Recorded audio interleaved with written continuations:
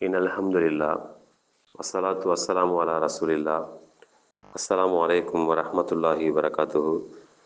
திருக்குரான் நபிமொழி துவாக்கள் என்ற புத்தகத்திலிருந்து கடமையான தொழுகைக்கு பின் செய்ய வேண்டிய திக்ருகள் என்ற தலைப்பில் சலாம் கூறி தொழுகையை முடித்தவுடன் அல்லாஹ் அக்பர் என்று கூற வேண்டும்.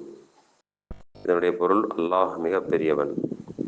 அடுத்தது அஸ்தக்ஃபிருல்லா எனும் வார்த்தையை 3 முறை கூற வேண்டும். இதனுடைய பொருள் அல்லாஹ்விடம் நான் பாவ மன்னிப்பு கோருகிறேன். அடுத்தது அல்லாஹும்ம அன்தஸ் ஸலாம் வமின்கஸ் ஸலாம் தபாரக்த தல் ஜலாலி வல் இக்ராம்.